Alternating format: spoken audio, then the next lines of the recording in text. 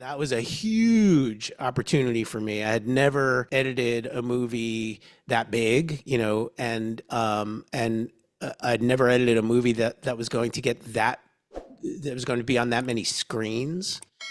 Um, uh, and the thing is that like with Stallone, you've got a built-in audience, right? So like suddenly I edited a movie that like people went to the theaters to see, and like people are Hmm. quoting, and like you said, that speech on the street to his son. It was an amazing experience. It was very intense. I thought I thought, having been on this very intense TV show, this is going to be great because I was working on 3 episodes at a time. It was a crazy show, and the showrunner on that show really was counting on me in a lot of ways to kind of hold the fort down. And I thought this is going to be easy, and it was not. Like Sly shoots. Sly is a shooter, man, and tons of material. One other story I'll tell you about that one is the first thing he shot was the fight, was the last act, the fight, and it was in Vegas, and I was in Vegas, and he shot that thing for 6 days at the MGM Grand Arena, and we would go into the back room and watch dailies every day. This was back when people would still watch dailies at lunchtime or after rap, and on day 5 or day 4 night, we're watching dailies, and he goes, and there's the first thing they shot. I haven't cut anything. I'm there in Vegas for whatever reason. I can't remember why he asked me to be there. And he said, Shung, can you go back to LA and I need you to edit all these fights together. So before we wrap this location, which is in 2 days, I know what I've got.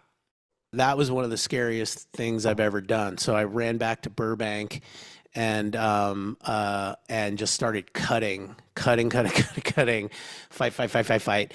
And I'm making my crew do sound, and I'm like trying to put bits of music and send it off to him the next morning, and don't hear anything for 4 days.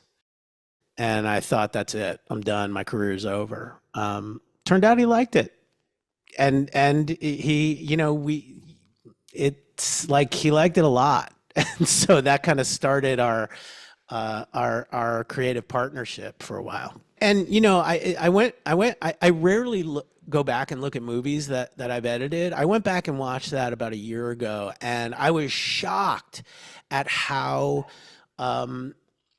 we really, and this was tough with him because that, you were saying earlier about Rambo, where like it's like it's economy, man. It's like he never likes to stay in one place too long.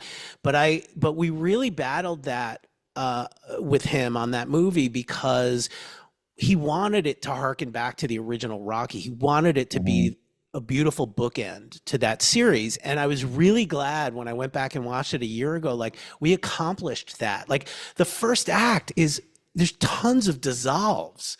I was like, I can't believe how many dissolves. And it just totally harkens back to that original Rocky. It was not slow, but it was meaningfully paced. Right. I like deliberately paced. Deliberately paced. Thank you. Right. And Rocky was long. The first one, Yeah. it's in no rush to, I mean, you didn't have to be then, I guess, in the That's same way. true. Yeah. But it's, it's funny because I always felt that the Balboa was fairly svelte. It's not a long movie, right? No, it's not. I can't remember. I think it was like an hour 40 or maybe an hour 50. Oh, okay. Even. No, that's okay. But it definitely does take its time.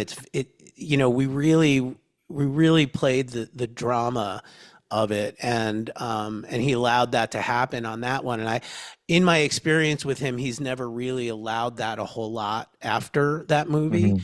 But I feel really good. I'm very proud of the work that we did on that movie because to me, it's my favorite, other than Rocky 1, it's my favorite Rocky because it goes back to what I loved about that first movie, which was the drama.